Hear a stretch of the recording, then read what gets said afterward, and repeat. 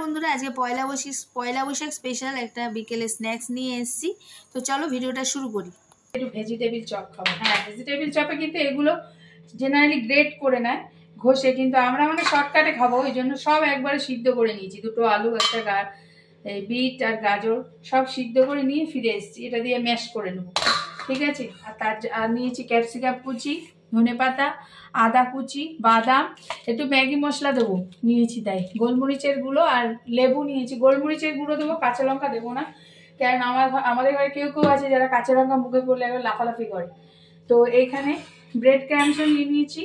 Bread crumbs আরও নেবো, কেননা লাগলে পরে না ওটা রাখা যায় না, ওই জন্য অল্প অল্প করে নেবো। আর একটা ডিম নিয়েছি, দিয়েছি একটু গোলমরিচের গুঁড়ো, সামান্য একটু নুন দিলাম, আর একটু কর্নফ্লাওয়ার দিয়ে একটা গোলা বানিয়ে রাখবো। ডিম আর লাগলে আমি নিয়ে নেবো। তো এরপরে আমি এইটা ম্যাশ করে মানে গ্যাসের ধারে গিয়ে এটাকে বানাতে হবে, তো ভালো করে বানিয়ে তারপরে আবার ফিরে আসছে এটা দেখাতে, ঠিক আছে। তোমরা সাথে থাকো। এগুলো ম্যাশ করে নেব আগে। আর এই ম্যাশারটা আমার বাড়ির সামনে মেলা থেকে কিনেছি, তাই কাজে লাগাতে হবে, তো তাই এখানে কাজে লাগিয়ে দিলাম। ফুরুত পালিয়ে যাচ্ছে কেন? কর, পালিয়ে যাচ্ছে তো, ভালো করে কর।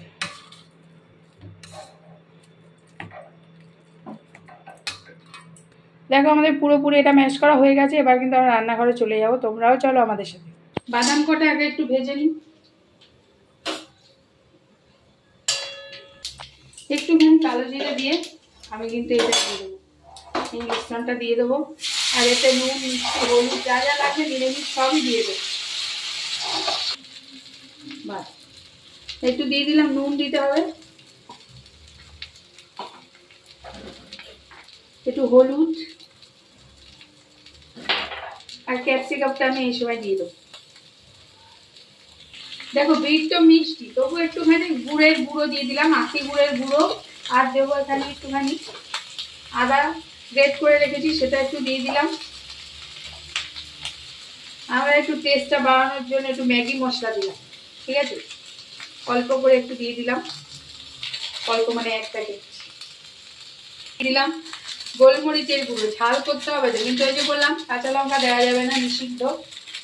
আর একটু দেবো গোলমরিচের গুঁড়ো, দেবো সামান্য একটু ধনের গুঁড়ো। এই পুরটাকে টেস্টি না করলে ভেজিটেবিল চপ ভালো লাগে না। তো আর সামান্য একটু জিরের গুঁড়ো। পেঁয়াজ রসুন তো ভেজিটেবিল চপে আমরা দিই না, কে দেয় আমার জানা নেই। আর দেবো একটুখানি ধনেপাতা কুচি, হয়ে এসছে তো প্রায়।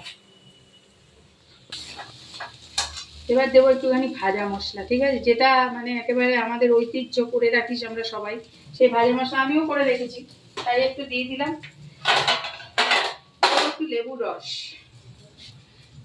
এটা তোমরা না চাইলে স্কিপ করতে পারো, আমাদের ভাল লাগে বেশ।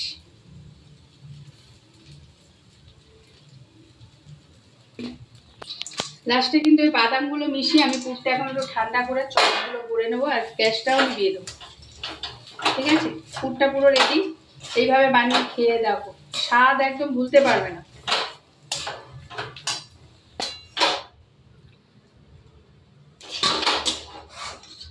কিন্তু ঠান্ডা হয়ে গেছে, ঠিক আছে। আর হাতে একটু তেল মেখে নেবে, নাহলে একটু চ্যাট করো তো, লেগে যায় হাতে, ওই জন্য আমি একটু ছোট ছোট বানাবো। এটা একটুখানি ডিম আর কর্নফ্লাওয়ারের গোলায় দিয়ে নিলাম।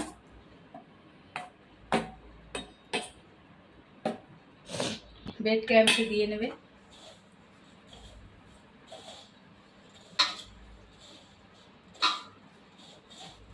এইভাবে কিন্তু সবকটা গড়ে নেবো। সবকটা দেখাতে গেলে ভিডিও তো অনেক বড় হবে, তাই জন্য সবকটা গড়ে নিয়ে আবার ফেরত আসছি।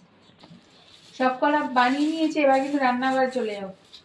সবকটা বানিয়ে নিয়ে রান্নাঘরে চলে এসেছি। ওই কড়াইটাই আবার ধুয়ে বসিয়ে দিয়েছি। আর এক্ষেত্রে বলে রাখা ভালো, পুরটা কিন্তু সর্ষের তেলে হয়েছে, কিন্তু এটা ফ্রাই কিন্তু সাদা তেলে হবে, তাই আমি সাদা তেল, এই যে সাদা তেল কড়াই দিয়ে দিয়েছি। এবার কিন্তু আস্তে করে মানে তেলটা গরম হয়ে গেছে, যেটা আমরা সবাই জানি জেনারেলি গরম হয়ে গেলে এই ধরনের ভাজাগুলো গ্যাসটা লো ফ্লেমে করে ভাজতে হবে, ঠিক আছে। আমি ছেড়ে দিলাম, এবার ভাজা হলে আবার ফিরে আসছি।